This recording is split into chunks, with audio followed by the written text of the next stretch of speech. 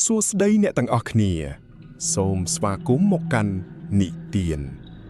ថ្ងៃនេះយើងនឹងបន្តនៅក្នុងរឿងផ្ទះសំណាក់លេខ17ភាគទី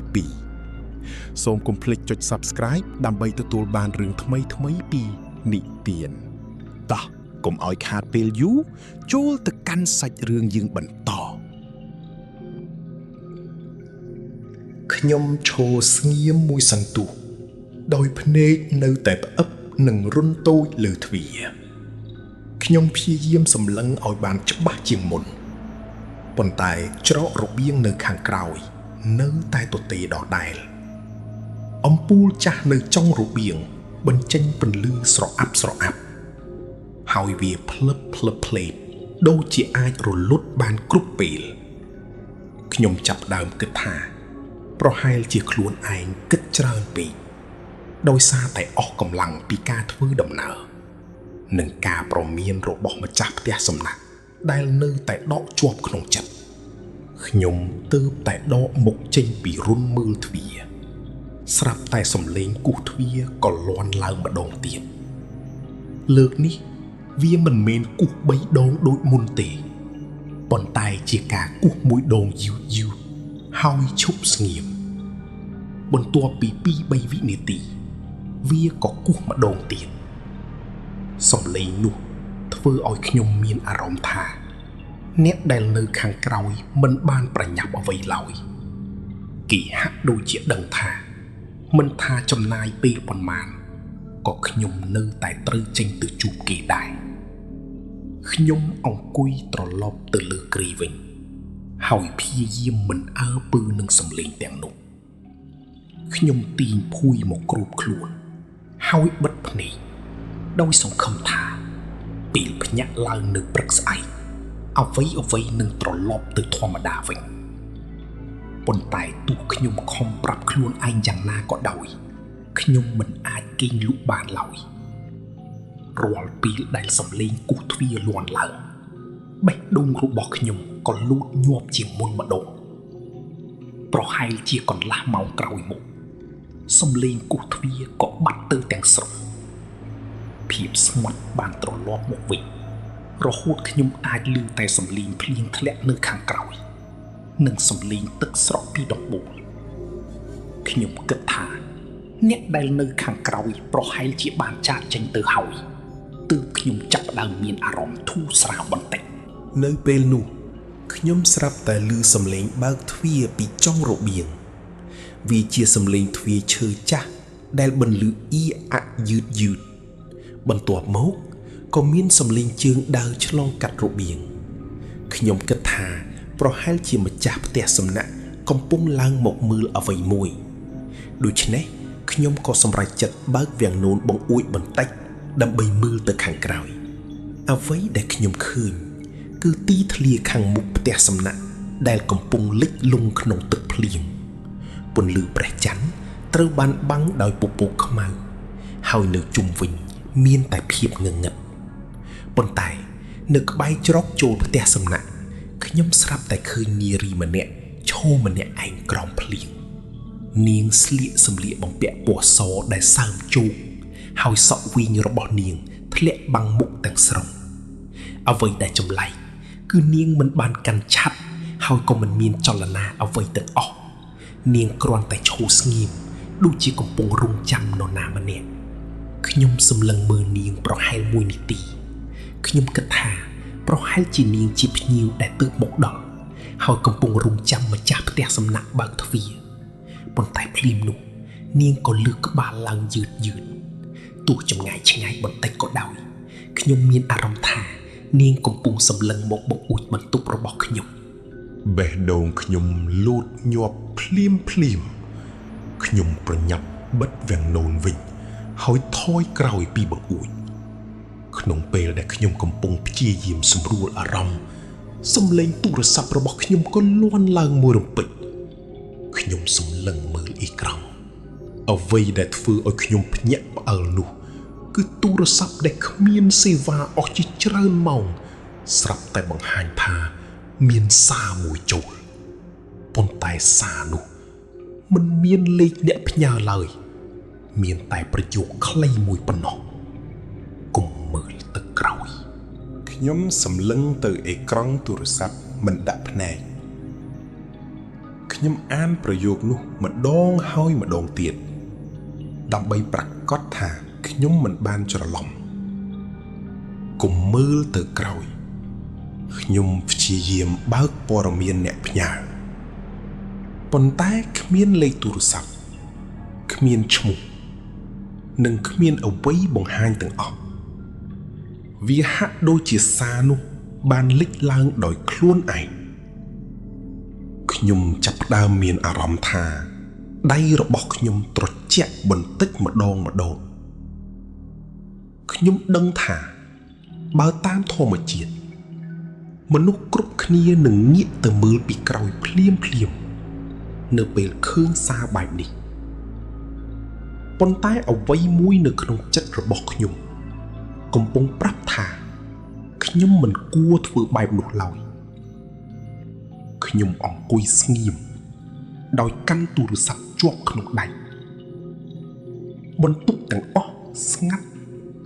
រហូតខ្ញុំអាចឮសំឡេងដង្ហើមរបស់ខ្លួនឯងខ្យល់ត្រជាក់មួយបានបក់កាត់ក្នុងបន្ទប់ទោះបីជាបង្អួចនិងទ្វារទាំងអស់បិទជិតក៏ដោយមិនយូរប៉ុន្មានខ្ញុំក៏ចាប់ផ្ដើមឮសំឡេងមួយនៅពីក្រោយខ្នងដំបូងវាស្រាលខ្លាំងដូចជាសំឡេងមនុស្សដើរជើងទទេនៅលើកម្រាលឈើមួយជំហានពីរជំហានបីជំហានសំឡេងនោះកាន់តែជិតមកខ្ញុំចង់ងាកទៅមើលប៉ុន្តែគ្រប់ពេលដែលខ្ញុំហ៊ាននឹងបែរក្បាលខ្ញុំក៏នឹកឃើញសារនៅលើទូរស័ព្ទម្ដងទៀតកុំមើលទៅក្រោយខ្ញុំបិទភ្នែកមួយផ្លែតហើយខំគ្រប់គ្រងអារម្មណ៍របស់ខ្លួនបេះដូងរបស់ខ្ញុំលោតខ្លាំងរហូតខ្ញុំស្ទើរតែឮសំឡេងវានៅក្នុងត្រចៀកស្រាប់តែសំឡេងជើងនោះក៏ឈប់ភាពស្ងាត់បានត្រឡប់មកវិញខ្ញុំដកដង្ហើមធូរស្រាលបន្តិចដោយគិតថាប្រហែលជាអ្វីបានបញ្ចប់ហើយប៉ុន្តែមិនទាន់បានប៉ុន្មានវិនាទីផងខ្ញុំក៏មានអារម្មណ៍ថាមានខ្យល់ត្រជាក់មួយបក់ប៉ះកញ្ចឹងករបស់ខ្ញុំវាមិនមែនជាខ្យល់ធម្មតាទេវាដូចជាដង្ហើមរបស់មនុស្សម្នាក់ដែលកំពុងឈរពីក្រោយខ្នងខ្ញុំរោមពេញខ្លួនរបស់ខ្ញុំបាសឈរភ្លាមខ្ញុំមិនហ៊ានកម្រើកសូម្បីតែបន្តិចក្នុងភាពស្ងាត់នោះ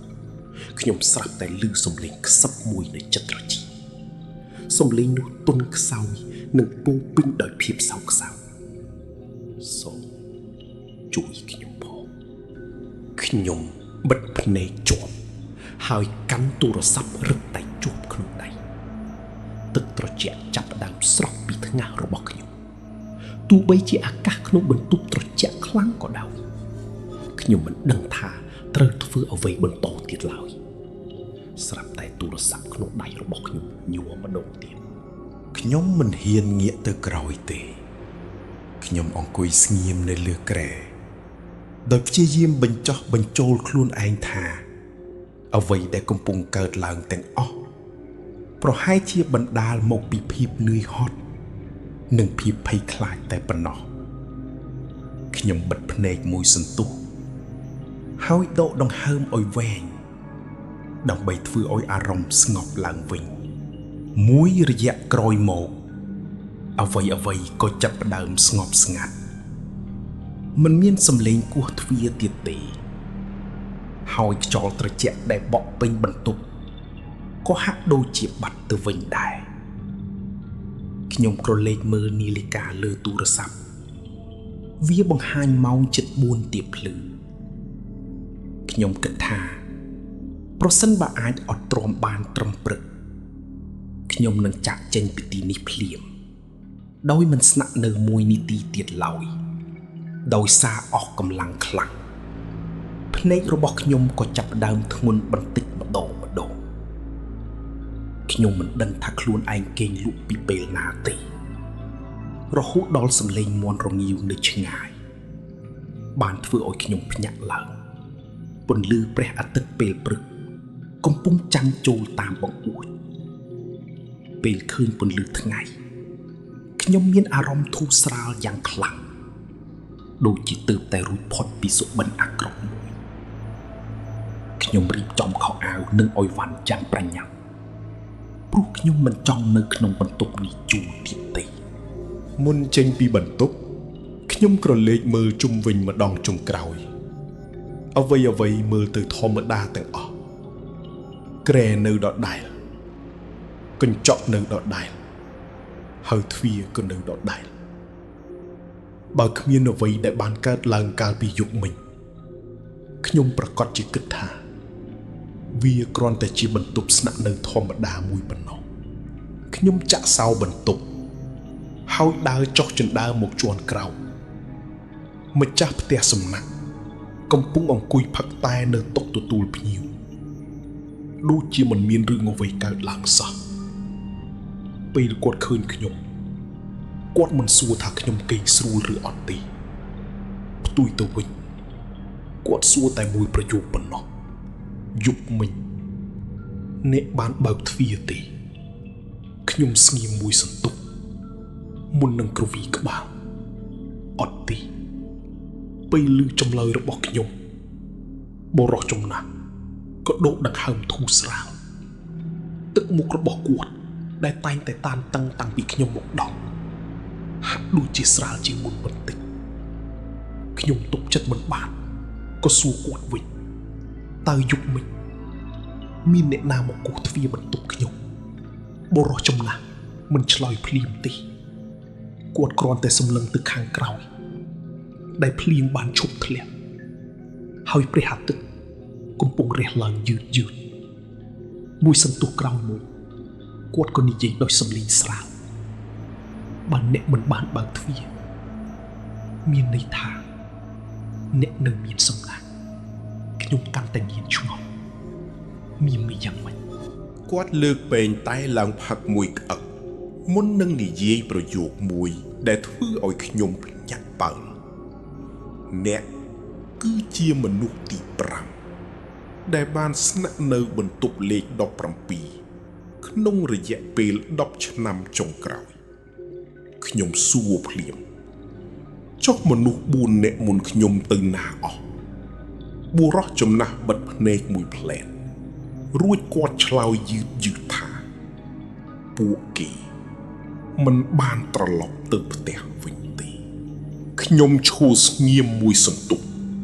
ដោយមិនដឹងថាគួរនិយាយអ្វីតបទៅគាត់វិញពាក្យដែលគាត់ទើបតែនិយាយហាក់ដូចជាធ្ងន់ជាងអ្វីដែលខ្ញុំបានជួបកាលពីយប់ទៅទៀតខ្ញុំព្យាយាមសើចស្រាលដើម្បីបំបត្តិភាពតានតឹងប៉ុន្តែទឹកមុខរបស់បុរសចំណាស់នៅតែស្ងប់ស្ងាត់ដោយគ្មានសញ្ញាណាមួយបង្ហាញថាគាត់កំពុងលេងសើចឡើយខ្ញុំអង្គុយចុះនៅលើកៅអីឈើដែលនៅក្បែរតុទទួលភ្ញៀវហើយសម្រេចចិត្តសួរគាត់ឲ្យបានច្បាស់ខ្ញុំចង់ដឹងថាតើមានអ្វីកើតឡើងនៅក្នុងផ្ទះសំណាក់នេះហើយហេតុអ្វីបានជាគាត់នៅតែបន្តបើកវាទៀងដែលគ្មានអ្នកណាហ៊ានមកស្នាក់បុរសចំណាស់លើកពេងតែឡើងផឹកមួយក្អឹកមុននឹងសម្លឹងមើលមកខ្ញុំវិញគាត់សួរថាតើយប់មិញខ្ញុំបានឮសំឡេងអ្វីខ្លះខ្ញុំក៏ប្រាប់គាត់តាមត្រង់ចាប់តាំងពីសំឡេងគោះទ្វារសំឡេងនារីសុំជំនួយរហូតដល់អក្សរដៃលេចឡើងលើកញ្ចក់ខ្ញុំគិតថាគាត់នឹងភ្ញាក់បើប៉ុន្តែផ្ទុយទៅវិញគាត់គ្រាន់តែងក់ក្បាលស្រាលដូចជាដឹងរឿងទាំងអស់នេះតាំងពីយូរមកហើយបន្ទាប់មកគាត់ក៏និយាយថារាល់អ្នកដែលស្នាក់នៅបន្ទប់លេខ17សុទ្ធតែជួបរឿងដូចគ្នាអ្នកខ្លះ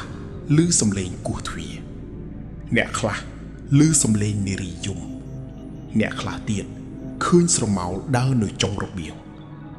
ប៉ុន្តែអ្វីដែលគួរឲ្យខ្លាចជាងគេគឺមនុស្សដែលសម្រេចចិត្តបើកទ្វារខ្ញុំសួរគាត់ថា តើមានអ្វីកើតឡើងចំពោះអ្នកដែលបើកទ្វារបុរសចំណាស់ស្ងាត់មួយសន្ទុះមុននឹងនិយាយថាគ្មាននរណាម្នាក់ដឹងច្បាស់ទេព្រោះអ្នកទាំងនោះមិនដែលត្រឡប់មកវិញឡើយរបស់របររបស់ពួកគេនៅតែស្ថិតក្នុងបន្ទប់ដដែលប៉ុន្តែខ្លួនមនុស្សបាត់ទៅដោយគ្មានដានដូចជារលាយបាត់ចេញពីពិភពលោកពេលឮដូច្នោះខ្ញុំមានអារម្មណ៍ថាខ្លួនឯងនៅសល់តែសំណាងប៉ុណ្ណោះដែលអាចអង្គុយនិយាយជាមួយគាត់នៅពេលនេះខ្ញុំចាប់ផ្ដើមគិតថាគួរតែចេញពីទីនេះឲ្យបានឆាប់បំផុតហើយមិនត្រឡប់មកវិញទៀតឡើយខ្ញុំក្រោកឈររួចលូកដៃចូលហៅប៉ៅដើម្បីយកលុយបង់ថ្លៃបន្ទប់ប៉ុន្តែពេលខ្ញុំហុចលុយទៅឲ្យគាត់បុរសចំណាស់បែរជាគ្រវីក្បាលគាត់ប្រាប់ថាគាត់មិនយកលុយពីអ្នកដែលអាចរស់រានមានជីវិតចេញពីបន្ទប់លេខ17ទេខ្ញុំឆ្ងល់យ៉ាងខ្លាំងហើយសួរគាត់ថាហេតុអ្វីគាត់ញញឹមស្រាលជាលើកដំបូងតាំងពីខ្ញុំបានជួបគាត់ប៉ុន្តែស្នាមញញឹមនោះមិនបានធ្វើឲ្យខ្ញុំមានអារម្មណ៍កក់ក្ដៅឡើយផ្ទុយទៅវិញវាបានធ្វើឲ្យខ្ញុំកាន់តែមានអារម្មណ៍ថាមានអាចកំបាំងជាច្រើនដែលគាត់មិនទាន់ប្រាប់ខ្ញុំគាត់និយាយត្រឹមតែមួយប្រយោគប៉ុណ្ណោះអ្នកមិនទាន់ដឹងទេថាហេតុអ្វីបានជានាងជ្រើសរើសអ្នកខ្ញុំសម្លឹងមុខគាត់ដោយភាពងឿងឆ្ងល់នាងណាប៉ុន្តែបុរសចំណាស់មិនឆ្លើយតបទៀតទេគាត់គ្រាន់តែងាកមុខទៅមើលបង្អួចហើយសម្លឹងទៅកាន់ទីធ្លាខាងមុខផ្ទះសំណាក់ខ្ញុំក៏ងាកមើលតាមគាត់នៅក្បែររបងចាស់ដែលសើមដោយទឹកភ្លៀងខ្ញុំស្រាប់តែឃើញនារីម្នាក់ស្លៀកសម្លៀកបំពាក់ពណ៌សកំពុងឈរសម្លឹងមកកាន់ផ្ទះសំណាក់ពេលខ្ញុំខំមើលឲ្យបានច្បាស់នាងគង់ញាក់ខ្នងហើយដើរចូលទៅក្នុងព្រៃខាងក្រោយបាត់ទៅខ្ញុំប្រញាប់រត់ចេញទៅក្រៅដោយសង្ឃឹមថានឹងឃើញនាងប៉ុន្តែពេលខ្ញុំទៅដល់កន្លែងដែលនាងឈរមានតែដីសើមនិងស្មៅប៉ុណ្ណោះអ្វីដែលធ្វើឲ្យខ្ញុំចម្លែកនោះគឺនៅលើដីទន់មិនមានស្នាមជើងរបស់នាងសូម្បីតែមួយ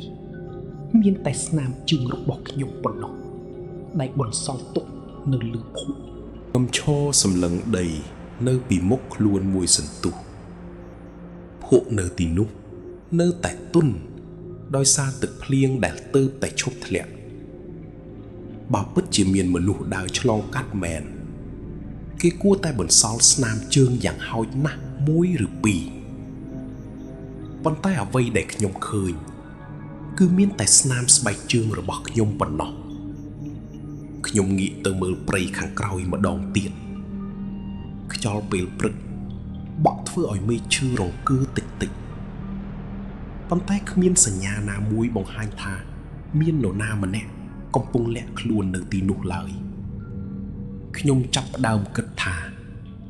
ប្រហែលជាខ្ញុំបានឃើញមនុស្សខុសដោយសារតែពន្លឺព្រឹកនៅមិនទាន់ច្បាស់ទោះជាយ៉ាងណាអារម្មណ៍មួយនៅក្នុងចិត្តនៅតែប្រាប់ខ្ញុំថា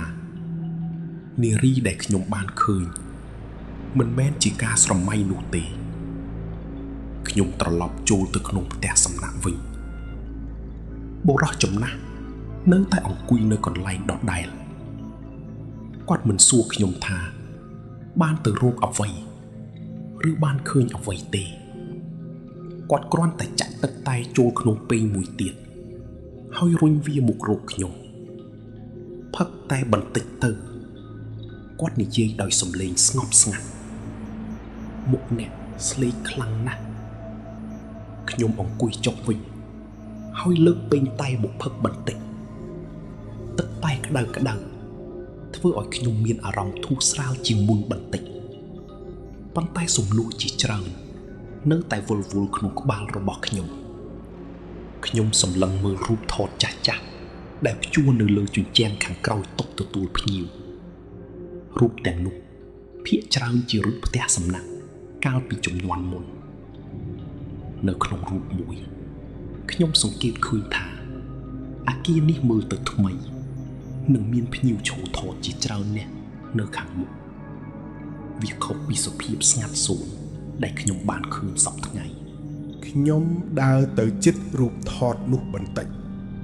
នៅជ្រុងខាងក្រោមមានកាលបរិច្ឆេទសរសេរថាឆ្នាំ2009ខ្ញុំកំពុងតែសម្លឹងមើលមុខមនុស្សនៅក្នុងរូបស្រាប់តែខ្ញុំកត់សម្គាល់អ្វីមួយនៅជាន់ទី2ត្រង់បង្អួចដែលស្ថិតនៅចុងរបៀងមាននារីម្នាក់ស្លៀកសម្លៀកបំពាក់ពណ៌សឈរមើលចុះមកក្រោមមុខរបស់នាងស្លេកខ្លាំងហើយសក់វែងធ្លាក់បាំងមុខមួយចំហៀងខ្ញុំស្ទើរតែទម្លាក់រូបថតពីដៃទីតាំងដែលនាងឈរនៅក្នុងរូបគឺជាបង្អួចបន្ទប់លេខ17ដែលខ្ញុំទើបតែស្នាក់នៅកាលពីយប់មិញខ្ញុំងាកទៅសួរបុរសចំណាស់ភ្លាមលោកពូនារីក្នុងរូបនេះជាអ្នកណាបុរសចំណាស់ងាកមើលរូបថតមួយភ្លែតទឹកមុខរបស់គាត់ប្រែប្រួលបន្តិចមុននឹងគាត់ក្រោកឈរយឺតដើរមកយករូបថតចេញពីដៃខ្ញុំគាត់សម្លឹងវាមួយសន្ទុះរួចជូតធូលីដែលជាប់នៅលើស៊ុំរូបថតដោយថ្នមរូបនេះគាត់និយាយស្រាលខ្ញុំមិនបានប៉ះវាជាច្រើនឆ្នាំហើយខ្ញុំរងចាំចម្លើយរបស់គាត់ដោយអន្ទះសារប៉ុន្តែគាត់មិនឆ្លើយសំណួររបស់ខ្ញុំទេផ្ទុយទៅវិញគាត់បែរជាសួរខ្ញុំវិញថាក្មួយប្រកាសទេថាក្នុងរូបនេះមានមនុស្សឈរនៅបង្អួចខ្ញុំងក់ក្បាលភ្លាមបាទខ្ញុំឃើញច្បាស់ណាស់បុរសចំណាស់នៅស្ងៀមមួយសន្ទុះមុននឹងដាក់រូបថតមកលើតុវិញបន្ទាប់មកគាត់និយាយមួយឃ្លាដែលធ្វើឲ្យខ្ញុំមានអារម្មណ៍ត្រជាក់ស្រាវពេញខ្លួនចម្លែកណាស់ព្រោះរូបថតនេះខ្ញុំមើលវាជារៀងរាល់ថ្ងៃប៉ុន្តែខ្ញុំមិនដែលឃើញនារីដែលអ្នកកំពុងនិយាយនោះទេរឿងនេះក៏បានបញ្ចប់ត្រឹមភាគនេះសិនសូមកុំភ្លេចចុច like Subscribe ដើម្បីទទួលបានរឿងខ្មោចរឿងពិតនិងរឿងអាថ៌កំបាំងថ្មីៗជារៀងរាល់ថ្ងៃសូមអរគុណជួបគ្នានៅភាគបន្ត